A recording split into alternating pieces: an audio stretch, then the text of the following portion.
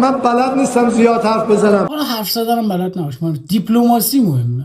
ما رو به دیپلماسی وادار میکنه که بلد نیست. اینم بلد، ولی مسئله جنگی آشناست. نفر میخواد بره اونجا یه هفته طول میکشه، از چند تا کانال باید رد شه. این موشک چجوری رفته اونجا؟ موشک که از گیت رد نمیشه.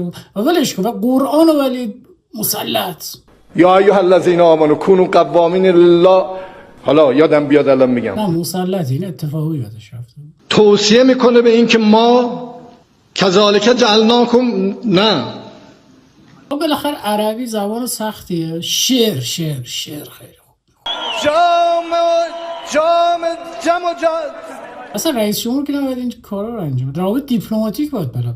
زحمت افتادید میمدیم خدمت شما. دیگه روخونی رو بلدی دیگه، رو بخون. و اندیشه های امام خمینی ره متر سب اینن، منتظر اینن ما با هم دیگه دعوا کنیم. شاید مثلا حسابش ریاضیه. قیمت این لیوان 10 تومنه. وقتی ما 10 تا از این لیوان ها رو میخوایم، 100 تومن وقتی دادیم باید 100 تا از این لیوان ها رو بیارن و تحویل بدن. گندگوزی یا اون دیگه هست دیگه. مراکز هسته‌ای در ذهن بچه‌های ماست. رو زمینه نی تو بزن باز میسازیم. خب اومد زد، الان دوباره ببینیم درست کنیم بازم میاد میزنه.